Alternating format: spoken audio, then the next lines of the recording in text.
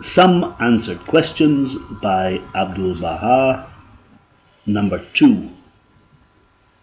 Proofs and Evidences of the Existence of God. One of the proofs and demonstrations of the existence of God is the fact that man did not create himself. Nay, his creator and designer is another than himself. It is certain and indisputable that the creator of man is not like man, because a powerless creature cannot create another being. The maker, the creator, has to possess all perfections in order that he may create. Can the creator be perfect and the creator imperfect? Can the creation be perfect and the creator imperfect? Can a picture be a masterpiece and the painter imperfect in his art? For it is his art and his creation. Moreover, the picture cannot be like the painter. Otherwise, the painting would have created itself.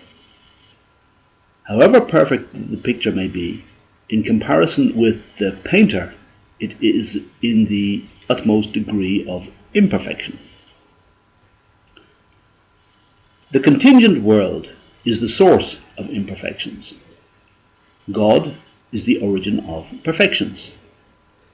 The perfections of the contingent world are in themselves a proof of the perfections of God. For example, when you look at man, you see that he is weak. This very weakness of the creature is a proof of the power of the eternal Almighty One, because if there were no power, weakness could not be imagined. Then the weakness of the creature is a proof of the power of God. For if there were no power, there could be no weakness.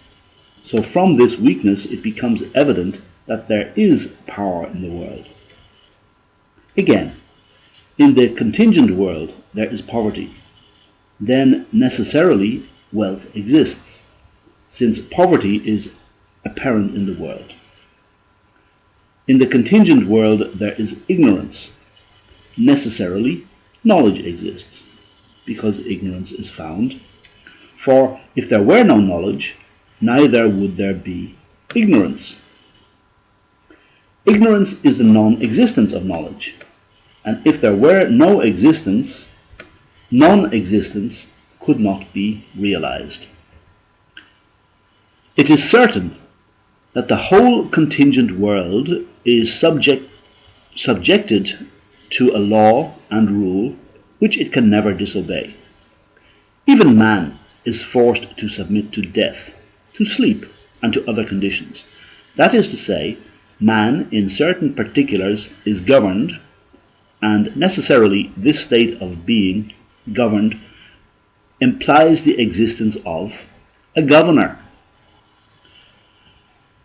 Because a characteristic of contingent beings is dependency, and this dependency is an essential necessity, therefore there must be an independent being whose independence is essential.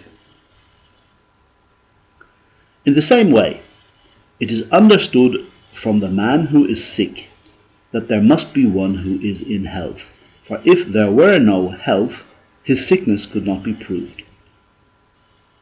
Therefore, it becomes evident that there is an eternal, Almighty One, who is the possessor of all perfections, because unless he possessed all perfections, he would be like his creation.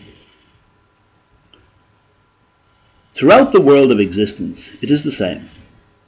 The smallest created thing proves that there is a creator. For instance, a piece of bread proves that it has a maker. Praise be to God. The least change produced in the form of the smallest thing proves the existence of a creator. Then can this great universe, which is endless, be self-created, and come into existence from the action of matter and the elements. How self-evidently wrong is such a supposition? These obvious arguments are adduced for weak souls, but if the inner perception be opened, 100,000 clear proofs become visible. Thus, when man feels the indwelling spirit, he is in no need of arguments for its existence, but for those who are deprived of the bounty of the spirit, it is necessary to establish external arguments.